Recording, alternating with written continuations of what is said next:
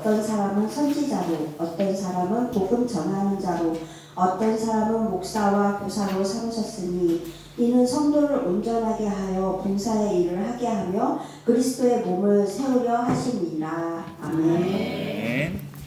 잘 읽어주셔서 감사합니다. 오늘 말씀을 따라서 이 말씀 가지고 교회를 세워가는 섬김이라는 제목으로 하나님 말씀 함께 나누도록 하겠습니다.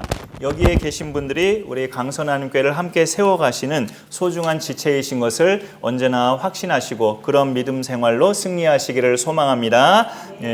사람들이 만약에 우리한테 당신의 믿음을 보여주세요 라고 요청한다면 여러분은 어떻게 여러분 자신의 믿음을 보여주실 수 있을까요? 그 믿음을 보여준다는 것은 또 생각이 갑자기 하려면 막연할 수 있고 쉽지 않은 부분인데 그 즉시 어떤 나는 이런 것들을 믿어 하면서 말로 고백하는 믿음은 당장에 보여줄 수는 있지만 상대방이 불신자라면 내 믿음을 보여주는 거에는 시간이 걸릴 수 있어요.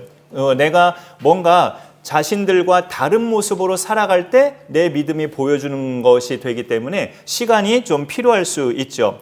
그런 시간이 필요하다는 것으로 따져볼 때 우리가 서로의 믿음을 잘 확인할 수 있는 그런 대상들은 한 교회에 오랫동안 같이 다닌 지체들, 이렇게 한 교회에 오랫동안 같이 다닌 지체들이 서로의 믿음을 서로 말은 안 하더라도 이렇게 파악할 수는 있는 관계라고 생각이 되어져요. 예를 들어서 여러분 마음속에 우리 교회에서 믿음이 제일 좋으신 분, 우리 교회에서 성경 말씀대로 제일 잘 살아가시는 분 누구시? 하면 딱 떠올려지는 그런 대상들이 있으실 수도 있죠. 그래서 그런 것도 믿음의 어떤 여부를 보여주는 좋은 방법인데 사실 또 주일마다 예배의 자리에 항상 어김없이 오시는 분들이 그것 또한 믿음을 보여주는 대표적인 모습이에요. 여러분이 이렇게 상황이 막혀져 있지 않는 한 주일마다 이렇게 예배의 자리에 어김없이 오시는 것이 또한 내 믿음을 보여주는 대표적인 겁니다. 왜냐하면 이런 것도 어찌 보면은 이 다양한 현대 사회에서 쉽지 않은 요소가 될 수 있거든요. 특히 이거는 그냥 지나가는 말이지만 교회가 목사가 이런 말 하는 목사가 있을지 모르겠는데 어떤 교회가 예배밖에 할 일이 없을 때, 어떤 교회가 예배 외에는 딱히 할 일이 없을 때 이렇게 그럼에도 불구하고 예배를 계속해서 오시는 분들, 딱히 와서 이 교회는 예배밖에는 뭐 일이 없네? 내가 뭐 섬기고 싶어도 뭐 목사님이 뭘 하는 게 없네? 이렇게 느껴지는 교회가 우리 교회인가? 하여튼 그렇게 있거든요. 근데 그럼에도 불구하고 예배의 자리에 한결같이 오시는 분들은 정말 믿음 짱이신 분들이에요. 그럼에도 불구하고 교회가 예배밖에 없어 보이는데도 그 예배를 생명같이 여기면서 오시는 분들은 진짜 믿음 있는 분들이다라는 것을 생각해 볼 수 있습니다.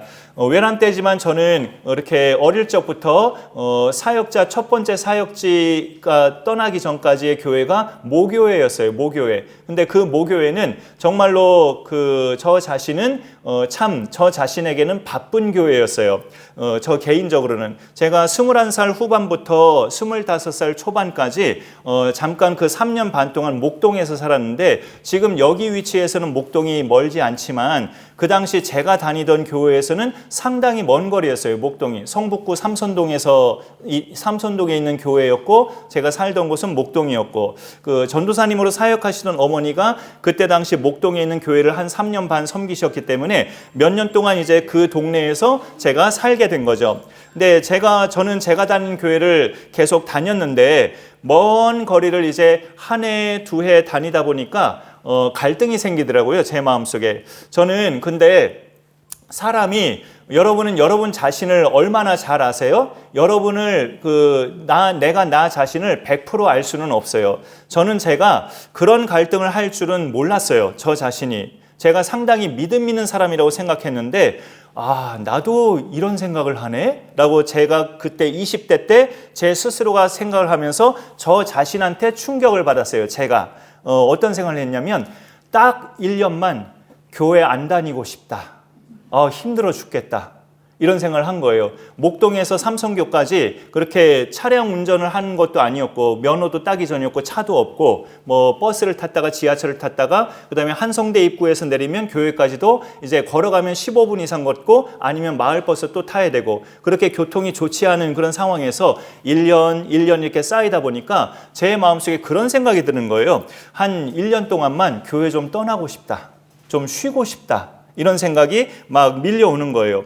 또 이렇게 왜냐하면 그런 생각을 가졌던 이유가 이제 앞서 말했던 이유지만 결국은 생각으로만 맴돌았지 실행은 못했어요. 실행을 못한 이유는 제가 믿음이 훌륭해서가 아니라 그 교회에서 맡은 직책이 많았기 때문에 투덜거리기는 많이 투덜거렸지만 사고 칠 줄은 몰랐거든요. 제가 사고를 칠 줄은 몰랐어요. 직접 전화를 받아보세요. 누가 자녀가 오신 것일 수 있으니까 직접 받아보세요. 예, 전화를. 예.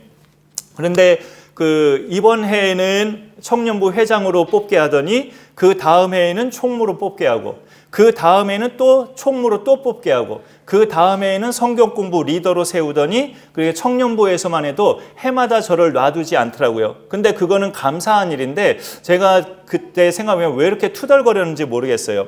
또 주일학교에서도 어느 해에는 한 반의 담임교사로 세우더니 어느 해에는 전체를 관할하는 총무교사로 세우고 어느 해에는 어린이 성가대 지휘자로 세우고 그리고 중고등부 교사로 갔는데 중고등부에서는 담임을 맡으면서 학생 성가대 지휘까지 맡기더라고요. 그런 점을 볼 때 그리고 또 저 자신도 성가대원이었어요. 동시에 주일 오후 예배 성가대원. 그러니까 거기에서도 빠진다는 것은 저 자신이 상상을 못했어요. 투덜거리고 짜증은 잘 냈지만 사고 치는 거는 할 줄을 몰랐어요. 사고 치는 건 뭐냐? 교회를 떠나버리는 거. 그런데 그런 사고는 칠 줄을 몰랐어요. 겁나가지고 하나님한테 벌 받을까 봐.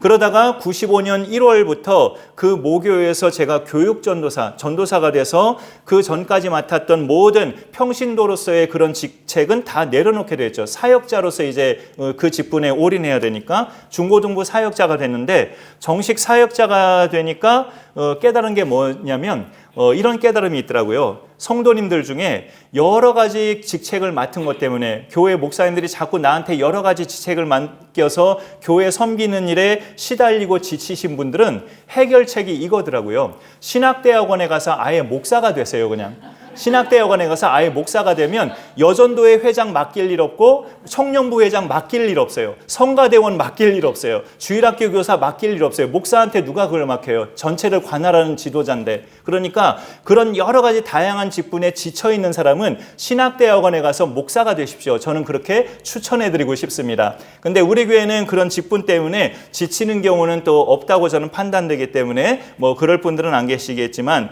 웃자고 드린 말씀이어도 이 얘기가 사실 성경적인 근거가 또 살짝 있기는 해요. 그게 바로 오늘 읽은 말씀인데 교회의 머리 되신 예수 그리스도께서 우리 교회 안에 속한 성도들을 세우시고자 누구를 세우셨느냐? 인간 지도자를 따로 세우셨어요. 그 인간 지도자에 해당하는 사람들이 11절에 보면 그가 어떤 사람은 그는 사실 하나님이죠. 하나님이 어떤 사람은 사도로, 어떤 사람은 선지자로, 어떤 사람은 복음 전하는 자로, 어떤 사람은 목사와 교사로 삼으셨으니라고 말씀하고 있습니다.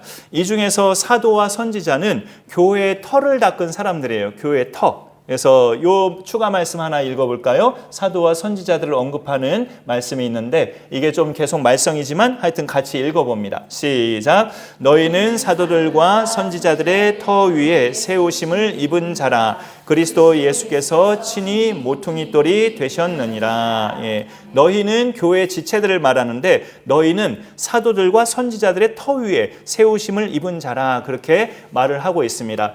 그 떡볶이를 파는 장사하는 분들의 경우 말하자면 그 철판 같은 거예요. 철판. 그 철판은 매번 새로 안 사잖아요. 그 하나 철판 사면 그걸로 수년간 쓰잖아요. 떡볶이만 새로 사네요. 떡볶이와 오뎅만 새로 사지 그 떡볶이를 그렇게 만드는 철판은 새로 안 사죠. 처음에 산 거 가지고 그 철판은 계속 활용하는 거예요. 그 터는 사도들과 선지자들이었다는 거죠. 그 사도들과 선지자들의 터 위에 교회가 쭉쭉쭉 이게 세워진 겁니다. 그리고 또 이렇게 오늘날의 그 직분자 중에 남아있는 것 중에 이제 복음 전하는 자, 또 목사와 교사 이렇게 오늘 11절에 소개하고 있죠. 복음 전하는 자는 이제 그 당시 순회 전도자들, 이 동네 저 동네 이 나라 저 나라 다니면서 복음 전하는 순회 전도자들을 주로 가리키는 건데, 오늘날의 선교사들과 좀 비슷한 그런 직책의 전도자들이고요. 그 다음에 이제 오늘날의 교회마다 있는 목회자는 여기에서 목사와 교사에 해당하는 사람들입니다. 그래서 이들을 여기서 목사와 교사도 이제 한 지역교회, 한 교회에 정착해서 거기에 있는 성도들을 양육하는 지도자를 이 본문에서 목사와 교사로 표현하고 있어요. 지금 목회자인 저와 비슷한 직책이죠. 이런 자들을 교회의 머리 되신 예수님께서 세우셨다는 거예요. 인간 지도자를. 왜 세우셨느냐? 그 세우신 이유가 12절에 있습니다. 이는 성도를 온전하게 하여 봉사의 일을 하게 하며 그리스도의 몸을 세우려 하심이라 라고 되어 있어요. 성도를 온전하게 하려 한다는 하나의 큰 목적이 있고요. 하나님께서 왜 교회마다 목사라는 지도자를 세우셨느냐? 그 교회 안에 있는 성도들을 온전하게 하기 위해서 목사를 세웠다. 그게 하나의 큰 목적이고요. 성도를 온전하게 해서 뭐 할 건데요? 라고 묻는다면 봉사의 일을 하게 하고 그리스도의 몸을 세우기 위해서, 그게 그 안에 종속된 목적이에요. 성도를 온전하게 세워서 뭐 하느냐? 봉사의 일을 하게 한다는 거죠. 그래야 교회가 건강히 서갈 수 있으니까. 그런 하나의 또 깊은 그런 목적이 들어가 있어요. 이 온전하게 한다라는 말이 헬라어 어원에 보니까 부러진 뼈를 고정시킨다라는 그런 의미가 담겨 있어요. 그러니까 뼈가 부러지면 깁스를 하잖아요. 다리뼈도 마찬가지고, 불편하지만 그 깁스를 해서 한동안 깁스한 상태에서 최대한 움직이지 않고 가만히 있어야 뼈가 붙습니다 라고 의사가 말을 하죠. 그렇게 해서 뼈를 다시 고정시키는 역할이 온전하게 한다는 의미로 담겨져 있어요. 그래서 역으로 말씀드린다면, 우리가 교회를 암만 다녀도 봉사의 일이 없을 때 그러면 주님의 몸을 세우는 것이 불확실해지고, 그러면 그거는 뭐냐? 뼈가 부러졌는데 부러진 채로 내버려 두면서 생활하는 것과 같다는 뜻이 돼요. 교회는 다니지만 그 교회 안에 내가 섬길 일이 없다, 봉사의 일이 없다, 내가 뼈가 부러졌는데 깁스도 안 하고 고치지도 않고, 그러니까 붙지도 않고 부러진 채로 계속 생활하고 살아가는 그런 것과 마찬가지가 돼버리는 거예요. 하나님께서 세우신 목사와 교사 왜 세우셨느냐? 성도를 온전하게 해서 봉사의 일을 하게 하고 그리스도의 몸, 교회를 말하죠. 교회라는 이 덩어리를 세우고자. 그러려면 훈련이 필요한데요. 그냥 자동적으로 되는 게 아니죠. 훈련의 도구는 성경입니다. 성경. 그래서 성경은 꼭 이렇게 성경으로 우리가 훈련하는 것이 꼭 이렇게 속으로 모여서 제자 훈련하거나 성경 공부만이 저는 훈련으로 많이 인식을 했다가, 우리가 계속 통독하는 것도 일종의 훈련은 훈련이에요. 성경을 통해서 우리가 하나님을 자꾸 만나고 있으니까. 그래서 성경을 보면은 디모데후서 3장 16, 17절에도 증언하고 있죠. 모든 성경은 하나님의 감동으로 된 것으로 하나님의 사람으로 온전하게 하며 교훈과 책망과 바르게 함과 의로 교육해서 그 사람을 하나님의 사람으로 온전하게 하는 게 바로 성경이라고 말씀하고 있습니다. 우리가 하나님의 말씀을 나누고 지금처럼 같이 듣고 말씀으로 훈련받아서 온전하게 되어가면서 봉사의 일을 하는 경우도 있고요. 봉사의 일을 먼저 하면서 온전하게 되어가기도 합니다. 저는 또 개인적으로 봉사라는 말보다 더 친근하고 따뜻하게 느껴지는 말이 섬김이라는 말이 더 그렇게 느껴져요. 같은 뜻이기 때문에 성경은 오히려 이 봉사라는 말이 주되게 있지만, 사실 예수님은 인자가 온 것은 섬김을 받으려 함이 아니요 섬기러 왔다고, 예수님은 섬김이라는 말을 쓰셨어요. 그래서 섬김이라는 말이 더 따뜻하고 좋은 느낌으로 받아져요. 오늘 말씀 제목이 교회를 세워가는 섬김. 올해 안에 표어 중에 세부 사항에 여기 다이아몬드 박스인가 두 번째 거였죠. 교회를 세워가는 섬김이 이제 성령님이 하시니 우리는 순종한다에 넣어진 그런 세부적인 내용이었어요. 이 섬김에 우리 모두가 동참하면 어떤 유익이 나한테 있느냐면, 이거는 제가 그냥 편하게 하는 말이에요. 내가 이제까지 별 생각 없이 교회를 다녔다가 이제는 생각을 하면서 교회를 다니게 돼요. 섬김을 하면 어떤 생각을 하게 되느냐? 이제 내가 어떤 역할을 할 때 우리 교회가 더 교회다워질까? 내가 무슨 일을 할 때 이 교회가 더 빛이 날까? 그런 생각을 자꾸 하면서 다니게 된다는 거죠. 예전에는 그런 생각 안 하면서 교회를 다녔는데 이제 봉사의 일을 하게 되고 접하게 되고 뭔가를 자꾸 하게 되면 그런 생각도 들어와서 내가 이제 더 뭐를 더 해야 이 교회가 더 멋져지고 건강해지고 빛이 날까? 이런 생각을 하면서 교회 다니는 사람이 되는 겁니다. 지체는 우리 여기 12절에 보니까 지체라는 말은 없지만 몸이라는 말이 있죠. 12절에 그리스도의 몸을 세우려 하심이라. 성도를 온전하게 하는 목적 중에 하나죠. 그리스도의 몸, 교회를 세우기 위해서 성도를 온전하게 해야 된다. 몸은 당연한 이야기지만 지체가 붙어 있죠. 우리 몸마다 팔다리가 있고 손과 발이 있고 이 얼굴 안에는 이목구비가 또 있잖아요. 이런 것들이 지체예요. 그래서 우리가 생각을 하면서 교회 다닌다는 것은 이런 거죠. 내가 손의 역할을 해야 되나 발의 역할을 해야 되나 아니면 입의 역할을 해야 되나 생각하고 기도하면서 내가 할 수 있는 역할을 자꾸 찾아내고 그렇게 교회를 섬기면 교회도 풍요로워지고 나도 성숙해지고 그런 일거양득을 얻게 되는 겁니다. 그래서 그런 봉사를 하되 온전하게 되는 과정, 우리 자신이 좀 훈련받고 온전하게 되는 과정을 통과해서 해야 된다는 것을 알려주고 있어요. 오래전에 제가 많이 한 20여 년 전 같은데 한 여름 성경학교 앞두고 교사 강습회를 참석했었는데 한 강사님이 이런 인용을 하더라고요. 자기가 어느 교회 주일학교 교사를 모집한다는 광고 포스터를 봤대요. 그 강사님이 어느 교회도 또 강사님으로 갔었겠죠. 그 교회 게시판에 주일학교 교사를 모집합니다라는 포스터가 딱 붙어 있는데 자격 조건에 딱 3글자가 붙어 있대요. 3글자가. 그 3글자를 읽어보고 기절하는 줄 알았대요. 이 교회 제대로 정신 박힌 교회 맞아? 하면서 속으로 기절하는 줄 알았대요. 그 3글자가 뭐였냐면 아무나라고 써 있다는 거예요. 주일학교 교사 모집합니다. 대상 자격 아무나. 물론 이런 뜻일 수도 있어요. 그 뜻이 주일학교 교사라고 해서 꼭 성경을 많이 알거나 어릴 적부터 꼭 교회를 꾸준히 다녔거나 아니면 교회학교 교사로서 필요한 아이들과의 친화력, 따뜻함, 사랑 그런 것들이 부족하더라도 하나님은 부족한 자를 쓰시니 누구나 지원하십시오. 그런 뜻일 것 같았어요. 제가 생각하기에는. 아마 그런 뜻으로 그렇게 적었겠죠. 하지만 그래도 아무나라고 이렇게 단순하게 적은 건 너무 경솔한 그런 표현이다라는 생각은 저도 들어요. 솔직히 세상에 어린이집이나 초등학교에서 교사를 뽑을 때도 아무나 뽑나요? 절대 그렇지 않잖아요. 그랬다가는 부모들이 가만히 있지 않죠. 아무런 자격 조건 안 보고 세상 학교나 어린이집도 그렇게 뽑지 않는데 하물며 생명의 말씀을 가르치는 교회 학교 교사를 모집하는데 대상 자격을 아무나라고 써붙인다면 너무 경솔한 표현이었다라는 판단은 듭니다. 만약에 그 아무나에 구원의 확신도 없고 예수님이 유일한 구원자 되심도 잘 모르고 성경이 하나님 말씀이라는 믿음도 불분명한 대상이 교사로 세워졌다. 그러면은 당장에 큰 일은 안 일어나더라도 아이들한테 그 교사는 절대 하나님을 보여줄 수가 없어요.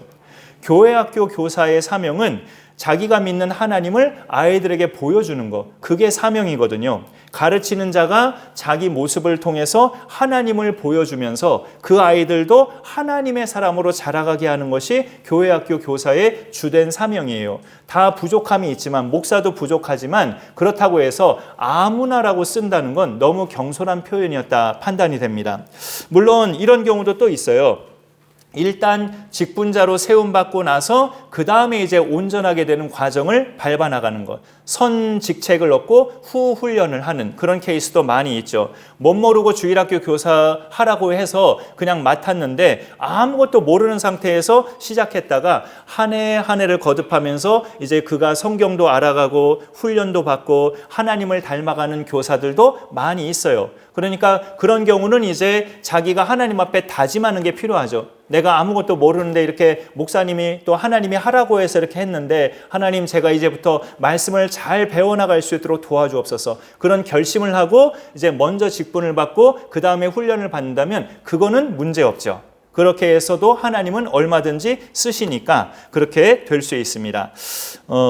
오늘 말씀해 보면 교회 지도자는 성도를 온전하게 하고서 봉사의 일을 하도록 세워야 한다는 것을 말하고 있는데, 그게 말하자면 제가 지도자니까 제가 감당해야 될 부분이긴 하죠. 여러분 한 분 한 분을 말씀으로 제가 섬기면서 아울러 저를 포함해서 우리 모두가 교회를 섬기는 자로 같이 세워져야 한다는 거죠. 그런데 그 일을 행하시는 분은 성령이셔요. 성령.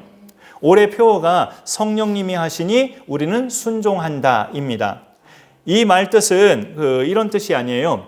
성령님이 지금 저처럼 성령님이 말씀을 전하시니 우리는 옆에다 성령님 목마르지 않게 물만 떠다 놓으면 된다. 그런 뜻이 아닙니다. 그거는 우리가 지극히 수동적인 의미가 돼버리는 거죠. 나 자신이. 요 표어의 문구의 의미는 사람들 눈에 보기에는 행하는 자가 나예요. 내가 움직이는 거고, 내가 나가는 거고, 내가 말하는 거고, 내가 예수님 보여주는 거고, 그렇게 사람들 육안으로 볼 때는 행하는 자는 나라고요. 그런데 영안이 있는 사람이 있잖아요. 예수 믿는 사람들, 영적인 눈. 그 영안이 있는 사람들이 볼 때 왜 그 엘리사 선지자가 그렇게 많은 자기 집을 둘러싼 아람의 군사들이 있어도 그 뒤에 불말과 불병거로 훨씬 더 많은 하나님의 군사들을 영적인 눈으로 보았잖아요. 그런 것처럼 또 영안이 그렇게 띄어진 사람들은 그 내가 하는 것 같지만 성령이 나로 하여금 하게 하시는, 성령이 주도적으로 일하시는 것을 느끼고 체험할 수 있는 거죠. 그러니까 그것이 성령님이 일하시는 거예요. 우리가 나가서 전도하는 것도 사람들이 보기에는 내가 걸어다니면서 내가 말 걸고 내가 청소하고 내가 외치고 그렇게 해서 저 사람 전도하고 있구나라고 남들이 볼 때는 내가 하는 거잖아요. 나가서 전도하는 것도. 근데 성령께서 우리를 그렇게 나가게 하시고 성령께서 내 입을 벌리게 하시고 성령께서 두렵지만 저 사람에게 다가가서 예수 믿으세요. 우리 교회 명함입니다. 우리 교회 전도지입니다. 하고 이렇게 말 걸게 하는 것은 성령께서 나로 하여금 하게 하시는 거죠. 내가 그런 거 할 사람이 아닌데 그런 거 내가 즐겨하고 기뻐하는 사람 아니잖아요. 솔직히. 그런데 나로 하여금 그걸 하게 하시는 이가 성령이시라는 거죠. 그러니까 이 의미는 그런 의미입니다. 성령이 주되게 하고 나는 물만 옆에다 떠다 놓는다는 의미가 아니고 내가 하는 것처럼 보이는데 그 뒤에서 성령이 밀어주시고 나로 하여금 하게끔 계속 도와주시는 그런 의미로 이렇게 표어를 여러분이 이해하시면 좋겠습니다. 그 성령께서 주시는 선물 중에 대표적인 게 성경을 보면 은사예요. 이 은사는 스승님을 말하는 게 아니고 재능을 말하는 겁니다. 일반적인 말로 재능이라고 하죠. 하나님께서 내게 주신 재능을 내가 교회를 섬기는 일에다 쓴다면 그걸 은사라고 할 수 있어요. 물론 은사 중에는 재능과 상관없는 은사들도 있어요. 뭐 영들 분별하는 은사, 방언의 은사, 예언의 은사, 치유의 은사, 이런 것들은 재능과 상관없이 정말로 하나님이 주시는 신령한 은사죠. 그렇지만 또 은사는 일반적인 은사도 많은데 그것이 내가 주님과 교회를 섬기는 일에 안 쓰면 재능이라는 일반적인 말이 되지만 주님과 교회를 위해서 내가 그런 재능을 쓰면은 은사가 돼요. 그 은사에 대해서 성경은 로마서 12장, 고린도전서 12장, 또 베드로전서 4장 이런 데서 말씀하고 있는데 은사를 크게 두 가지로 나눈다면 베드로전서 4장이 잘 나눈 거라고 좀 판단이 됩니다. 하나 더 추가 말씀이 긴 거가 있는데 같이 한번 볼까요? 베드로전서 4장의 10절과 11절이에요. 우리 함께 읽어봅니다. 각각 은사를 받은 대로 하나님의 여러 가지 은혜를 맡은 선한 청지기 같이 서로 봉사하라. 만일 누가 말하려면 하나님의 말씀을 하는 것 같이 하고 누가 봉사하려면 하나님이 공급하시는 힘으로 하는 것 같이 하라. 예. 이 말씀을 읽어보면 은사는 크게 두 가지로 나눠볼 수 있겠구나라고 느껴지죠. 말과 관련된 은사가 있고 몸으로 행할 수 있는 은사가 있다. 그렇게 나누어지게 판단이 될 수 있어요. 여러분은 어느 쪽에 더 은사가 있으신가요? 성도님들 중에도요, 목회자뿐만 아니라 성도님들 중에도 어떤 앞에 나와서 뭔가 진행을 맛깔스럽게 잘하는 분들도 있어요. 말의 은사가 있다고 볼 수 있죠. 프로그램 진행을 아주 매끄럽게 잘하는 분들도 있죠. 그 다음에 분위기 띄우고 유머도 있고 또 우리 교회에는 그런 분들 계실지 모르겠는데 이런 분들도 있어요. 대표 기도에서 자기를 빼면 엄청 섭섭해하는 왜 나를 대표 기도해서 빼요? 목사님 하면서 엄청 섭섭해하는 분도 있어요. 실족해서 떠나버리는 사람도 있어요. 대표 기도해서 뺐다고. 그런 경우는 이제 말과 관련된 은사가 있는 경우도 해당할 수 있죠. 저 같은 목사도 그런 은사자라고 할 수 있고요. 찬양 인도자도 그에 해당할 수 있고, 상담을 잘해주는 사람, 성도가 어떤 심각한 집안 문제로 속마음을 털어놨을 때 적절한 대응법을 알려주는 사람은 물론 그 안에 사랑과 섬김의 은사도 있지만 언변의 은사도 있다고 분명히 말할 수 있어요. 반면에 그런 거는 잘 못하는데 몸으로 하는 일을 잘하는 분들도 성도님들 중에는 꽤 많이 계셔요. 이거는 가상의 예인데요. 교회에서 다음 달에 큰 행사를 치르는데 외부 손님이 80명이 오기로 약속이 돼 있다. 기존 성도님들까지 포함해서 그날 행사가 교회 전체 식구들 100명이 그렇게 이 자리에 있게 되는데 식사 준비를 해야 된다 할 때 어느 고급 뷔페 못지않은 기가 막힌 맛으로 20, 30가지의 요리를 뚝딱 만드시는 분들, 몸으로 하는 은사에 탁월한 분들이죠. 교회가 이번 주 토요일에 대청소를 한다? 누구보다 일찍 와서 고무장갑 벌써 착용하고 여기저기 눈에 안 보이는, 목사는 눈에 1년 동안 봐도 안 보였던 구석구석의 때를 다 그냥 아주 매의 눈으로 다 발견하면서 다 닦아내시는 분들, 그런 은사는 몸과 관련된 또 은사로 우리가 또 생각해 볼 수 있습니다. 우리에게는 성령께서 주신 은사가 분명히 있어요. 분명히 어떤 은사든 간에 말과 관련된 은사를 받았거나 몸과 관련된 은사를 받았거나 분명히 내가 잘하는 것이 있다고요. 내가 모르더라도 그 은사를 잘 발견하는 게 중요하고요. 그 이상으로 중요한 것은 내가 교회라는 몸에 붙어있는 지체라는 것을 알고 지체 역할을 잘하는 것이 중요합니다. 사실 역할을 못한다고 해서 버려지는 건 아니에요. 예전에 제가 예를 드렸던가요? 만약에 제가 왼팔이 풍이 와서 왼팔이 마비가 됐어요. 그렇다고 해도 제가 어떤 병원 의사 찾아가서 선생님 제 왼팔을 못 쓰는데요. 그냥 이거 왼팔 못 쓰니까 보기가 싫네요. 잘라주세요. 그런 수술 요청을 제가 할까요? 제가 왼팔에 마비가 와서 왼팔을 전혀 못 움직인다 해도 이 팔은 제가 전혀 잘라내지 않죠. 미치지 않는 한. 왜냐하면 내 몸에 붙어있는 소중한 지체니까. 소중한 지체는 절대 잘라내지 않아요. 그런 점에 있어서 우리가 교회를 안 섬긴다 해도 예수님이란 몸에 붙어있는 지체라면 예수님은 우리를 잘라내지 않습니다. 내가 내 팔을 잘라내지 않는 것처럼. 하지만 안타깝죠. 제가 제 왼팔을 볼 때마다 못 쓴다? 그러면 안타깝고 속상하겠죠. 주님도 우리를 잘라내지 않으시지만 우리가 아무 일도 못하고 있을 때 보실 때마다 안타깝고 마음이 좀 심란하실 수 있어요. 그러면은 이제 몸도 건강이 좀 불확실해지는 경우도 생길 수가 있습니다. 내 몸이 건강해지려면 어떻게 해야 될까요? 상식적인 이야기인데 팔다리를 날마다 움직여야 되죠. 팔다리를 날마다 움직여야 됩니다. 걷기도 하고 뛰기도 하고 근력 운동도 하고 이 팔다리 손과 발을 이런 지체들이 움직여줘야 이 몸 전체가 건강해지죠. 교회도 똑같은 원리예요. 지체인 우리가 손과 발과 팔과 다리에 해당하는 우리가 움직여야 교회라는 몸뚱이가 건강해질 수 있습니다. 교회가 사람이 부족하다 보면 꼭 은사에 맞는 직책을 맡아서 하는 것은 또 이렇게 어려울 수도 있어요. 나는 노래를 전혀 못하는데 나더러 찬양인도 하려네? 그런 교회도 많이 있어요. 노래를 못해서 박자가 엉망인데도 그렇게 찬양인도 하는 분도 있어요. 작은 교회에서는. 어쩔 수 없이 하는 것일 수 있지만 성경을 볼 때요. 더 중요한 것은 내가 가진 재능 따라 교회를 섬기는 것보다 순종이 더 중요해요. 순종이. 그러니까 내 믿음을 보여주는 것. 당신의 믿음을 한번 보여주세요라고 했을 때 뭘로 내 믿음을 보여주지? 라고 막연하게 생각될 수 있잖아요. 순종이에요. 순종이 내 믿음을 보여주는 겁니다. 목사님, 저 그런 거 한 번도 해본 적 없어요. 저를 뭘로 보시고 저를 왜 이렇게 믿으세요? 하면서 이렇게 당황해야 할 만한 부탁을 목회자가 혹시 할 때 순종이 내 믿음을 보여주는 거라고요. 내가 해본 적이 없는 일이라 해도 내가 그런 믿음으로 함께 할 때 교회가 세워지고 교회가 움직이고 있음을 볼 수 있을 겁니다. 그렇게 순종할 때 그 교회와 나는 복을 받습니다. 그런 복의 주체자들이 우리 모두가 되실 수 있기를 간절히 소망합니다. 예, 우리 말씀을 생각하면서 우리 찬양곡 경배와 찬양 집에도 있는데 당신의 그 섬김이라는